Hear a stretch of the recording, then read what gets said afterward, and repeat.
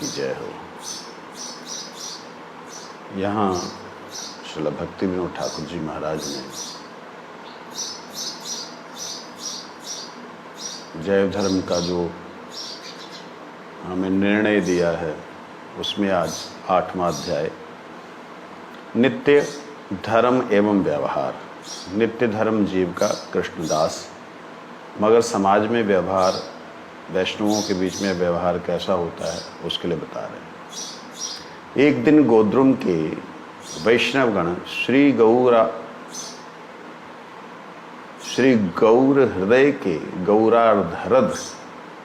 गौराहरद के श्री गौराहरद बोल करके महाप्रभु का कोई पोखरा टाइप होगा। गौराहरद के दक्षिण पूर्वी किनारे वनवासी वैष्णवों के कुंज में प्रसाद सेवन के उपरांत एकत्रित हुए। जो गोद्रुम के वैष्णवगण कौन है? वो प्रेमदास बाबा जी महाराज, वैष्णवदास बाबा जी महाराज है ना, ये सब लोग और बड़े बड़े जो वैष्णव, हाँ लाहाड़ी माँ से वहीं आ गए थे। उनका क्या नाम हुआ था?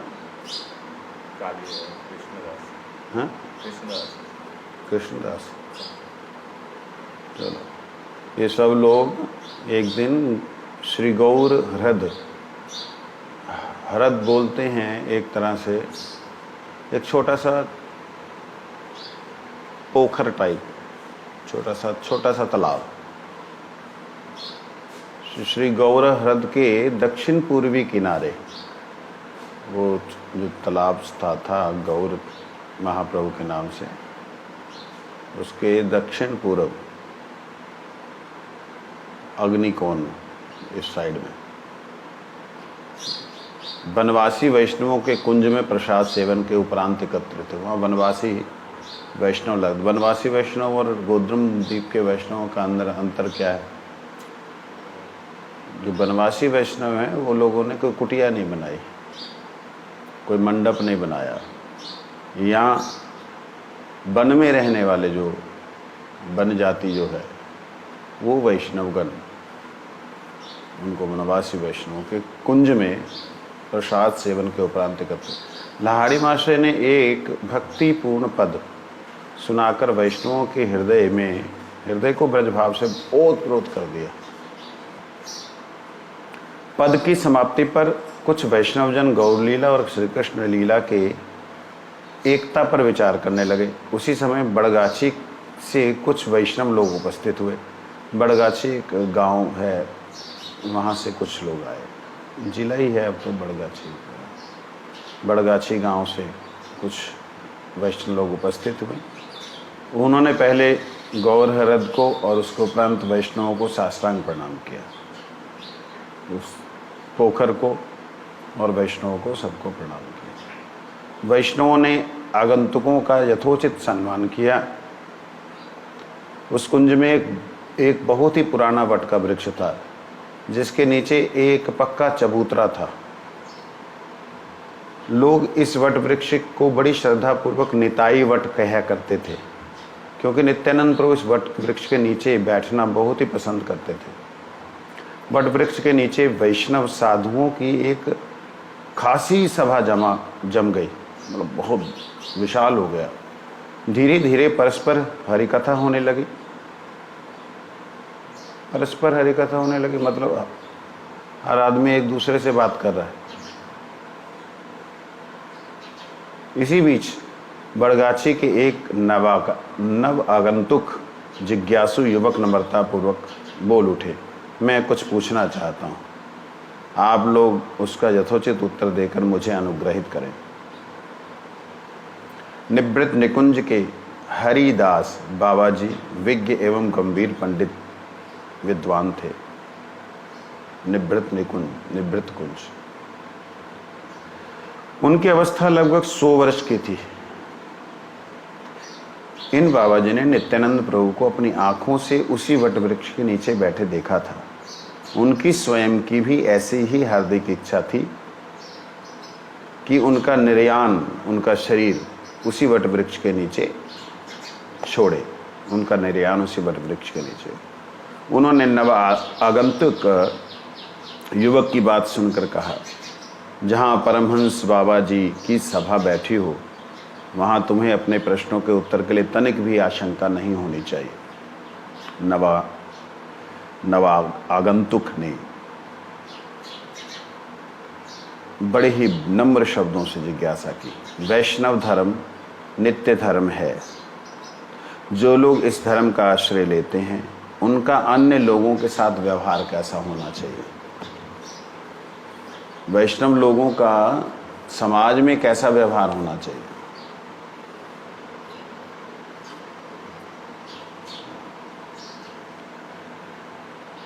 ये जो नवीन बालक आया, इसका प्रश्न सुनकर हरिदास बाबा जी ने वैष्णवदास बाबा जी की और मुड़ते हुए कहा, वैष्णवदास जी, इस समय बंग भूमि में तुम्हारे समान विद्वान और श्रेष्ठ वैष्णव कोई भी नहीं है, और वैष्णव भी नहीं है।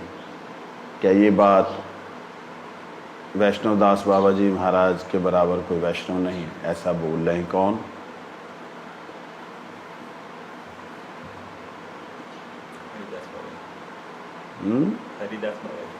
हरिदास बाबा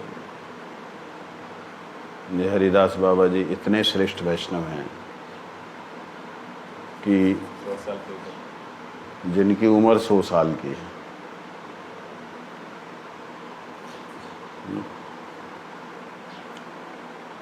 तुमने सरस्वती गोस्वामी का संग किया है।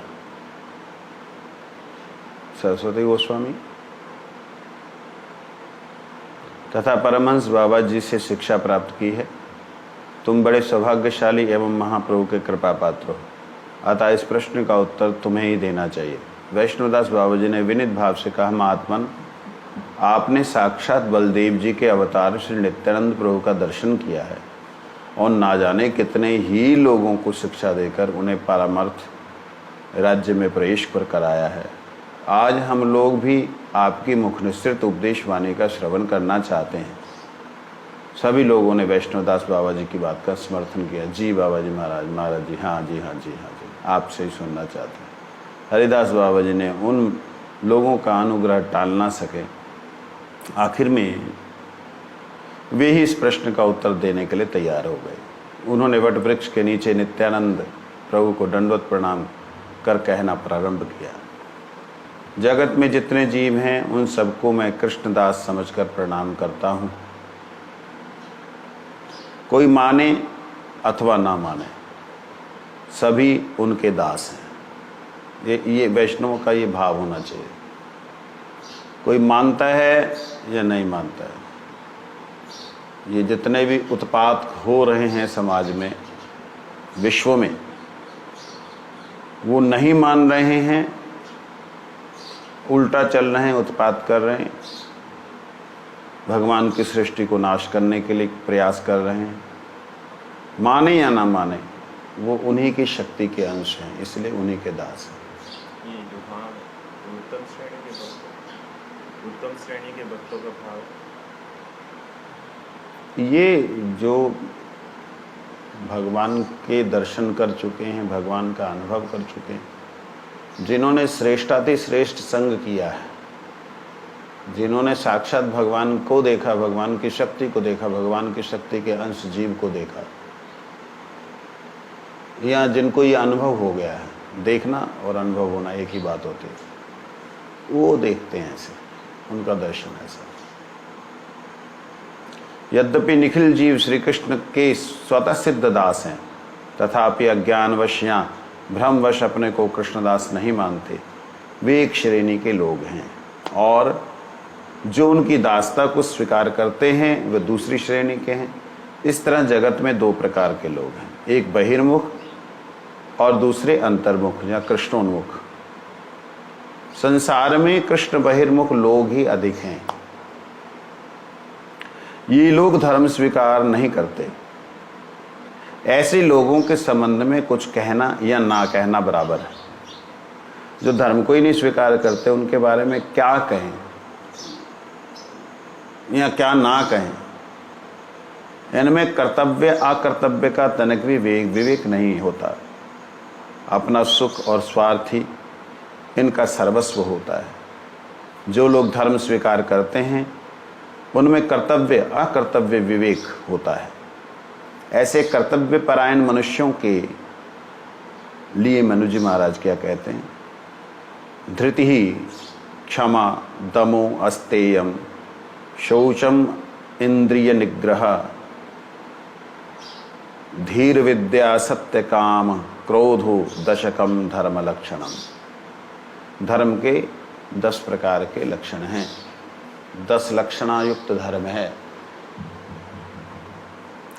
अर्थात धृति संतोष, धैर्य, क्षमा सामर्थ्य रहते हुए भी दूसरों के द्वारा किए गए उपकारों के बदले में उपकार ना करना, क्षमा। कुछ ना कुछ समझ में नहीं आ रहा इधर।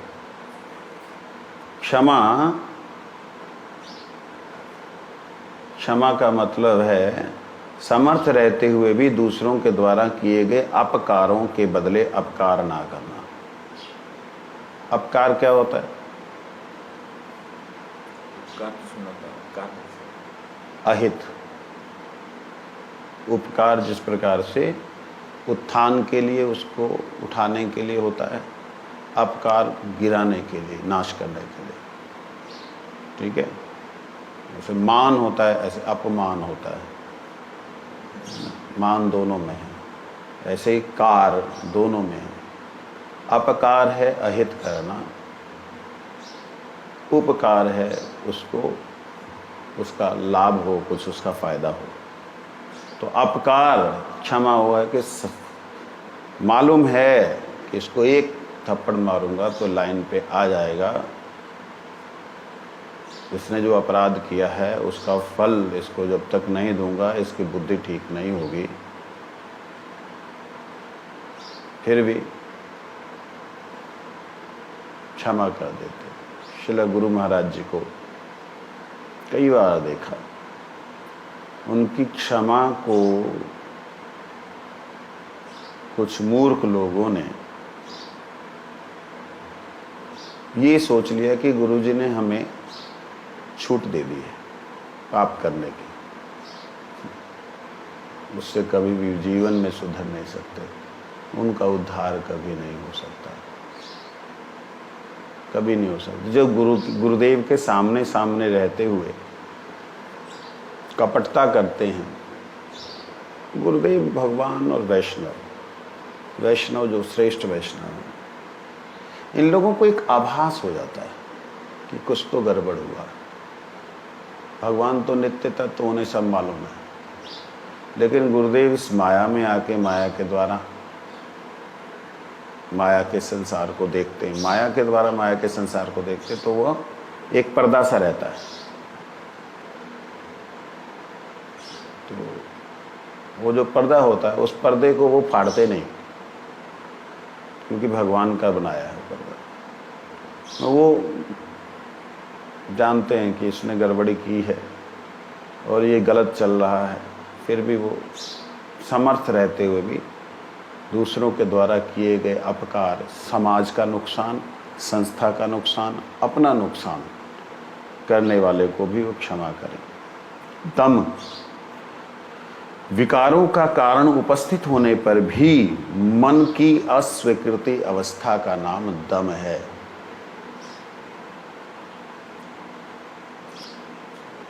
विकार आए हृदय में नहीं बोलेंगे, मन में खूब विकार आए, आने पर उसको अस्वीकृत कर दिया विवेक के कारण, बुद्धि के कारण। बुद्धि जो है जागृत है, विवेक जागृत है, तो उसको न अस्वीकृत कर दिया। जैसे उदाहरण के लिए कई बार हम लोग साधन का अभिनय करते हैं कि मैं बहुत साधन कर रहा हूँ, और उस साधन की प्रतिष्ठा ना पाने के कारण, साधन कर किस लिए रहे हैं? सम्मान के लिए, या साधन कर रहे हैं कि लोगों को पता लगे कि मैं साधनशील जी हूँ। प्रतिष्ठा ना मिलने पर वह व्यक्ति कपटता करता है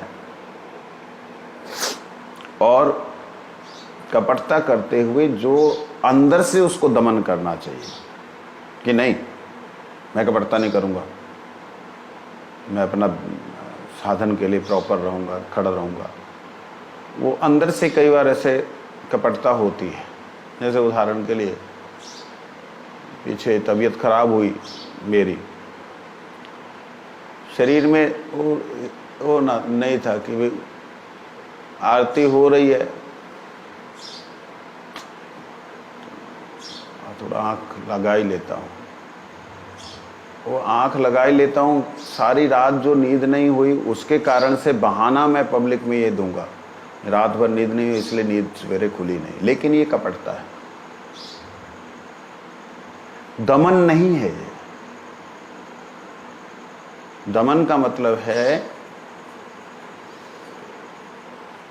समय आ गया, समय उपस्थित है, उस वक्त आप 15-20 मिनट का समय है, दमन करें, उस मन के अंदर उठ रहे विकार को, इच्छा को दमन करके खड़े होकर प्रस्तुत हो जाएं सेवा में, एंड आफ्टर दैट फिर। लेकिन हाँ, आजकल जिस प्रकार से चल रहा है कोरोना का प्रकोप, उस दृष्टि से दूसरों को नुकसान ना हो ये भी ध्यान रखना चाहिए। बीमार हैं, सबके बीच में जाके खड़े हो गए, इन्फेक्शन फैला रहे हैं, वायरल फैला रहे हैं, उससे बढ़िया बैठे रहो। तो दमह जो है उसको दम कहते हैं, अपने अंतर मन में उठ रहे विकारों को अस्वीकार कर देना। ये होगा शुद्ध बुद्धि, और उस शुद्ध बुद्धि के साथ में जब भक्ति युक्त होती है तो विवेक नामक बच्चे का जन्म होता है। उस विवेक से, विवेक अगर नहीं होता है साथ में तो बुद्धि विचारी मन के अनुसार कई बार ढल जाती है। इसलिए बहुत विशेष रूप से कहा है, बिनु सत्संग विवेक ना होई, सत्संग निरंतर करना चाहिए। हम सत्संग में भी असत्संग कर बैठते हैं। हम सत्संग वैष्णवों के संग में, गुरु जी के संग में, धाम तो सत है, नित्य है, इसके संग में भी असत्संग कर बैठते हैं। कहते यही है दम कि उस असत्संग को नहीं करना, अस्वीकार कर देना। उसके बाद है अस्तेय, चोरी नहीं करना। अस्तेय का मतलब चोरी, अस्तेय मतलब चोरी नहीं करना। शौच, शौच मतलब पवित्रता। इंद्रिय निग्रह, इंद्रियों को विषय से हटाना। ये क्या है? वो जो मन में आया था, दो कारण से मन में आता है। दृश्य सामने है, उसको देख करके आता है, और उसका विचार करने से आता है। दृश्य सामने नहीं है, केवल विचार करने से आ रहा है। दो कारणों से आता है। तो जो दृश्य सामने है, जब स्मेल सामने आई, जहाँ कुछ शब्द सुने तो उस तरफ दौड़ गए। तो इंद्रिय निग्रह ये है कि जो इंद्रियों से विषय वासनाएं हैं या तत्व हैं या दृश्य हैं, उनको ना देखना, उनको हटाना, यह है इंद्रिय निग्रह। मन निग्रह दम से है, इंद्रिय निग्रह ये है धी। धी मतलब बुद्धि, धृति, शास्त्र आदि का तत्व ज्ञान, इसको बोलते हैं धी। विद्या, आत्मविद्या। सत्य, अक्रोध, सत्य सत्य ही होता है। अक्रोध, क्रोध ना करना, क्रोध करने की जरूरत होने पे भी ना करना। ये 10 प्रकार के लक्षण हैं धर्म के। ये धर्म के लक्षण हैं। अब जहाँ क्रोध करना है, जहाँ पे ये लोग उत्पात कर रहे हैं, आतंकवादी सारी दुनिया को परेशान कर, वहाँ ना क्रोध किया जाए। कहते वहाँ ना क्रोध करना भी क्रोध करना है। वहाँ तुम नहीं क्रोध कर रहे हो, वो उल्टा है। वो तुम अपने आप से, अपने आप के ऊपर जो बल का प्रयोग कर रहे हो। जहाँ अधर्म के लिए खड़ा होना चाहिए वहाँ खड़ा ही होना पड़ेगा। वहाँ चाहे वो सामने भीष्म पितामह ही क्यों ना खड़े हों, दृढ़ प्रतिज्ञ, वहाँ लड़ना ही पड़ेगा। धर्म के इन लक्षणों का जो नाश करने वाला है, धर्म के इन लक्षणों का जो नाश करने वाला है, उसके विपरीत तो आपको खड़ा होना ही पड़ेगा, उसके सामने तो आपको युद्ध करना ही पड़ेगा। कहते हैं इनमें धृति, दम, शौच, इंद्रिय निग्रह, धी और विद्या, ये 6 तो अपने प्रति कर्तव्य हैं। अपने प्रति कर्तव्य मतलब हम धैर्य रखें, हम इंद्रियों, अपने मन का दमन करें, हम पवित्रता रखें, हम इंद्रियों पे निग्रह रखें, हमारी बुद्धि शुद्ध हो, हम विद्या को ग्रहण करें। ये 6 प्रकार के जो कर्तव्य हैं ये अपने प्रति हैं। दूसरों के प्रति 4 प्रकार के कर्तव्य हैं। क्या है? क्षमा, अस्तेय, सत्य और क्रोध। क्रोध ना करना ये दूसरों के प्रति, चोरी ना करना ये भी दूसरों का ही है, क्षमा कर देना ये भी दूसरों के लिए, सत्य बोलना ये भी दूसरों के लिए।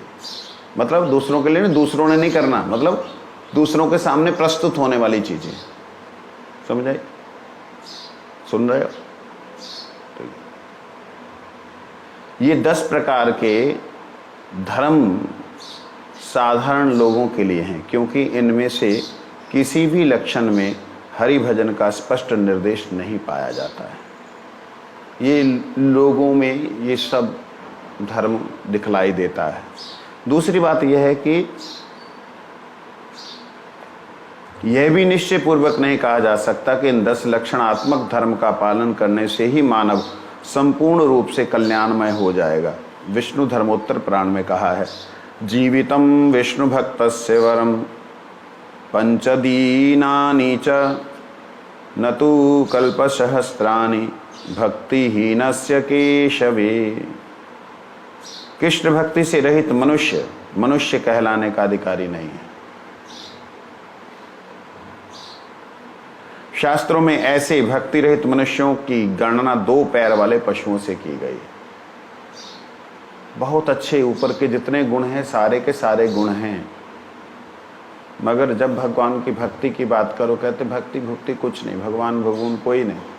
तुम समाज में ये जो कुछ देख रहे हो, जैसे तुम भगवान कहना चाहते हो, ये सारे भगवान ही हैं। राम जी राम, राम तुझ में राम, मुझ में राम, जहाँ भी देखूं राम ही राम, राम जी राम राम, सब राम ही हैं। एक दूसरे से जो व्यवहार करते हो राम जी से कर रहे हो, यही भाव रखो। ऐसा जो लोग कहते हैं भगवान के प्रति भक्ति ना होना और आपस में ही एक दूसरे को भगवान समझना, ये सब 2 पैर वाले पशु हैं। इस संसार में विष्णु भक्त का 5 दिन जीना भी मंगलकारी है, जबकि विष्णु भक्ति विहीन लोगों की इस जगत में 1000 कल्प तक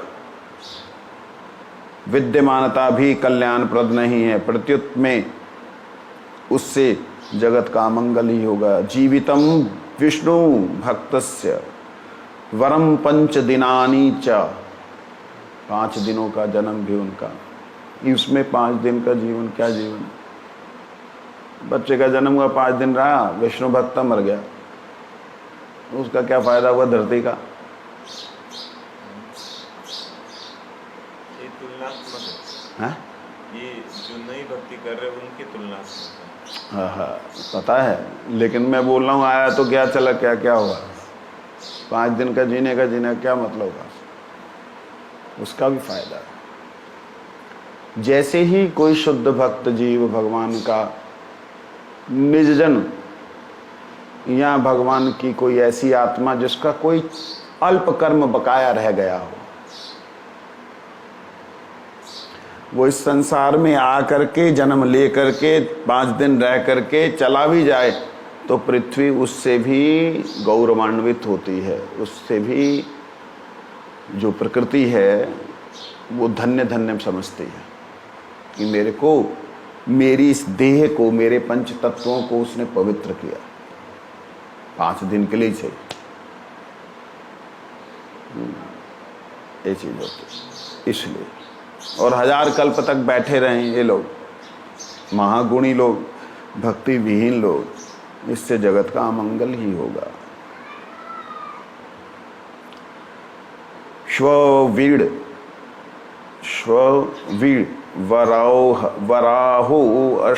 वराहो अष्ट्र खरे। अच्छा, श्वविंग वराहोष्ट्र खरे संस्तुतः पुरुषः पशु न यत् कर्ण पथोपेतो जातु नाम गदाग्रज।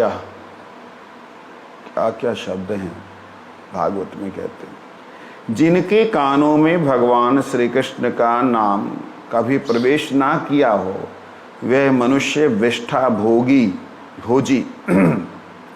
घृणित सुअर, संसार रूपी मरुभूमि में विचरणकारी कंटक भोजी ऊंट और स्त्रीपद ताड़ित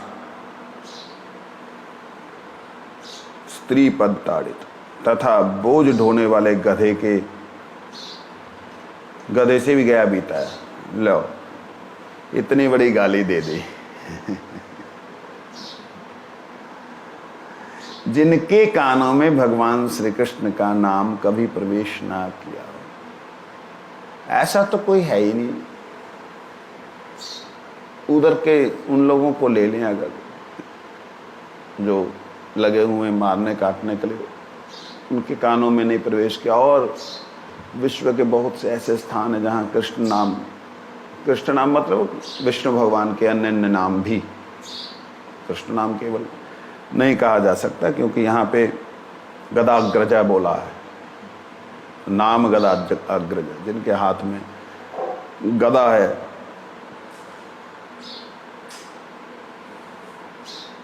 तो भगवान विष्णु का नाम जिनके कर्णों में प्रवेश नहीं किया,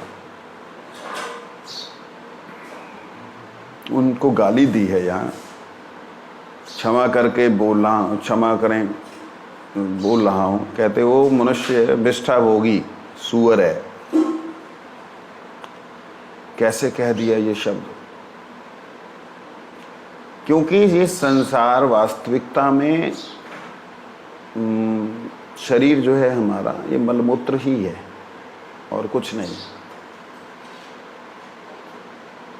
इसमें मांसाहारी जो लोग हैं वो क्या खा रहे हैं?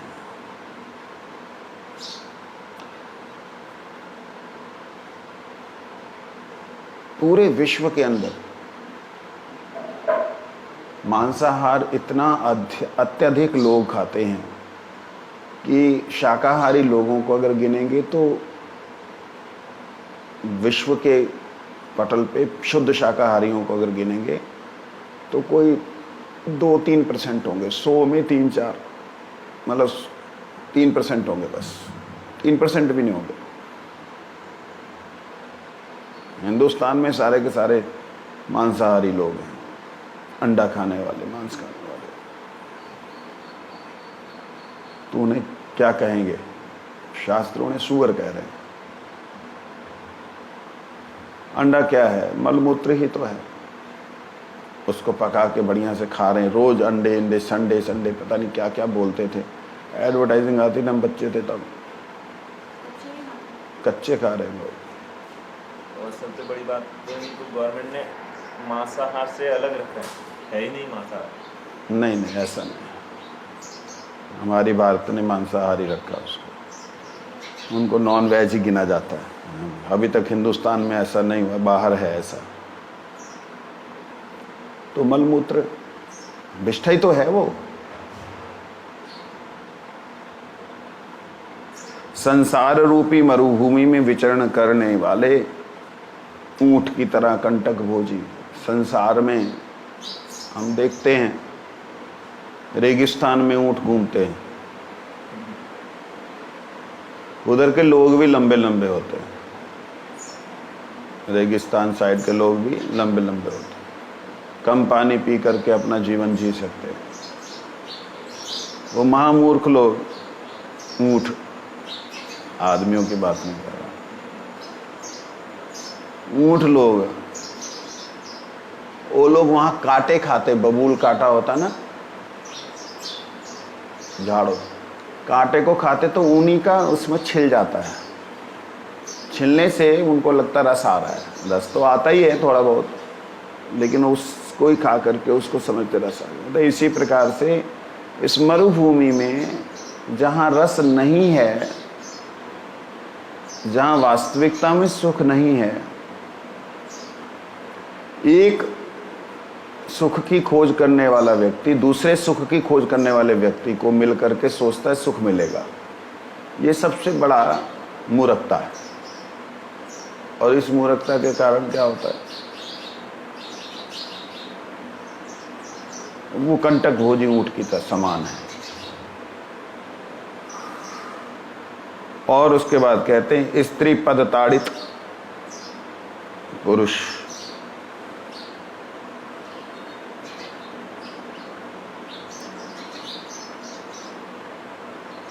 बोझ ढोने वाला गधा, जब तक उसी कमर, आप जो बोझा लादने वाला धोबी होता है ना, सोचता कई बार गधे को आज कम माल ला दें, थोड़ा सा आराम भी बेचारे को मिलना चाहिए, उसके ऊपर कम लादा, उसकी पीठ तो ठीक है, वो चलता ही नहीं है,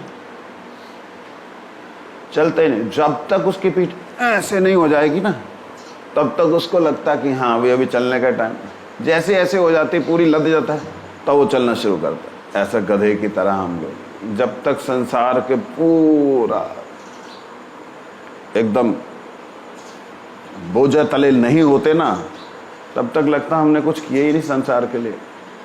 ऐसे लोग, देखिए ये जो गालियां दी हैं, ये उन लोगों के लिए जो शास्त्र सुन रहे हैं, जो नहीं सुन रहे उनके लिए नहीं है। आप ये मत खुश हो जाइए कि भाई ये तो हमारे लिए नहीं है, ये है हमारे लिए। हम लोग बीच बीच में ऐसे ऐसे काम करते हैं, इसलिए हमारे लिए है। तो उन लोगों के लिए है ही नहीं, जो शास्त्र सुनते नहीं, उन्होंने क्या सुनना है इसको। उनको गालियां दी, गधा है, कुत्ता, वो कहा चल ये तो छोटी छोटी, इससे ही बड़ी बड़ी गालियां हम तेरे को दे देते हैं। उनके लिए गधा, कुत्ता, घोड़ा, सुअर, ये सब क्या गाली है, वो तो इससे बड़ी बड़ी गालियां दे देंगे, 2-2 किलोमीटर लंबी गाली, सुनते सुनते दिमाग खराब हो जाए। तो इसलिए उनके लिए नहीं, ये सज्जनों के लिए है उपदेश। यहाँ जो व्यक्ति अपने आप को सावधान करना चाहते हैं दुष्ट संग के कारण, माया के संग के, प्रभु तुलसी जी को बाहर रखिए,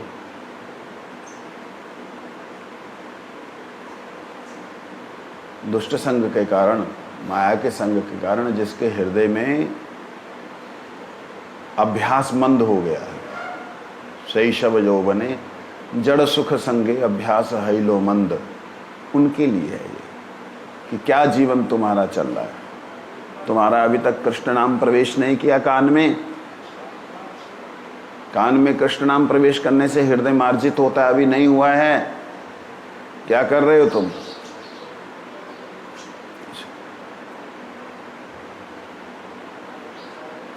कहते यहाँ उपयुक्त प्रकार के लोगों का कर्तव्य एवं अकर्तव्य नहीं पूछा गया, बल्कि प्रश्नकर्ता के प्रश्न का भाग केवल ऐसे लोगों के व्यवहार या कर्तव्य कर्म के निरूपण किए जाने से है जो कि भगवत भक्ति के मार्ग में अवलंबन कर चुके हैं।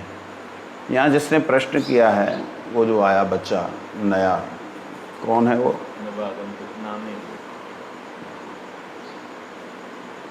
नया जो आदमी आया, उसने जो प्रश्न पूछा वो वैष्णवों का व्यवहार पूछा कि वैष्णवों को कैसे समाज में व्यवहार करना चाहिए। कहते जिन लोगों ने भक्ति पथ का अवलंबन कर लिया है उन्हें 3 श्रेणियों में विभक्त किया जा सकता है, कनिष्ठ, मध्यम, उत्तम। जिन्होंने अभी केवल भक्ति मार्ग में प्रवेश मात्र किया है, उन्हें भक्त नहीं और भक्त नहीं हो पाए हैं, उन्हें कनिष्ठ भक्त कह सकते हैं।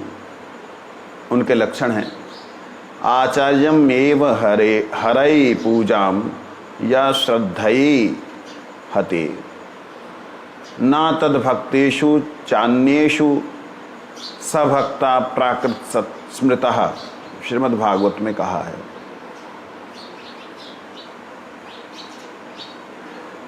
जो भगवान की अर्चा और श्री मूर्ति की श्रद्धा पूर्वक पूजा तो करते हैं, परंतु भगवान के भक्तों और दूसरे जीवों की विशेष सेवा शुश्रूषा नहीं करते, उन्हें प्राकृत अर्थात कनिष्ठ भक्त कहते हैं। एक देखेंगे ना, अभी इन तीनों को पढ़ेंगे तो ऐसा लगेगा तीनों में ही नहीं है हम,